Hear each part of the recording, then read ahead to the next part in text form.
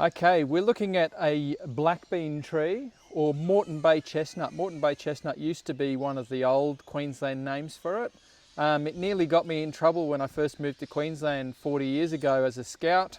Fresh out from the UK we'd moved to Queensland and I was introduced to this tree that was a chestnut, and even back then I was interested in learning about the edible plants of this country I'd come to live in, and I thought if we boiled these up we'd be able to eat them.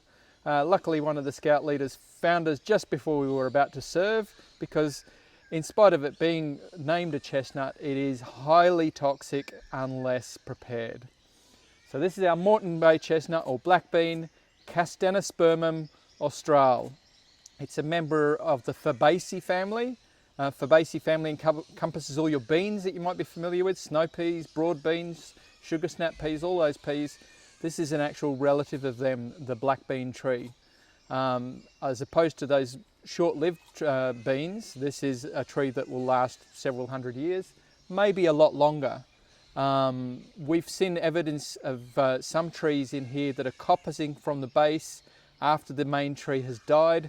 So this could last a few hundred years, then suckers come up from the base out of those big gnarly lumps that are on the side of the trunk, and could potentially be another tree down the track. And so this tree could potentially last many hundreds, if not thousands of years, just reproducing in that way. Here's our chestnuts, or black beans. They come in a little pod, handy for floating down creeks. We have the compound leaf of the black bean. This is a leaflet, not a leaf. This is the leaf itself, so it's actually a very large leaf. One of the ways I can tell that this is a black bean, and you might be able to show to people that this is a black bean, is to have snap a fresh stalk, have a sniff, and you will smell apple cucumber. Believe me or not, you will smell apple cucumber. It's quite refreshing. So that's one of the ways of picking this thing. It's not vaguely related to cucumbers, but you get that lovely smell. Okay, back to the seeds of the black bean or Moreton Bay chestnut. These are preceded by a beautiful big red and yellow pea flower that you might see falling down on the ground at various times of the year, probably back in the summer there somewhere.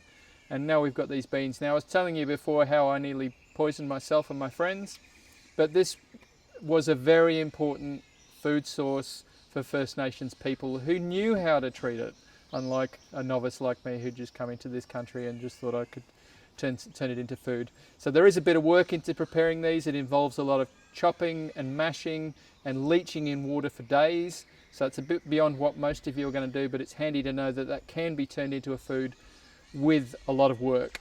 When we're not looking at these just as a food source for us, we think, why we've got such a large seed?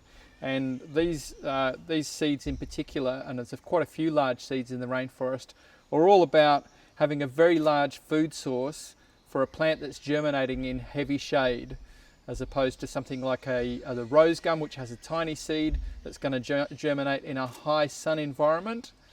These guys are germinating in a low sun environment, heavy shade, and they need all the energy that they can packed into that seed to get them going to start off with.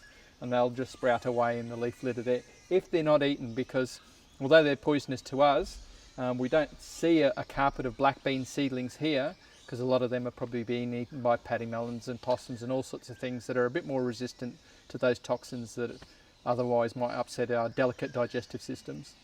So with a large seed like this, you might ask, how do they get dispersed in the environment? Well, I guess for the last 50, 60, 70,000 years, humans have been very important in moving these through the landscape. Traditionally, we also find them a lot on waterways where they're getting washed along and moving in that way.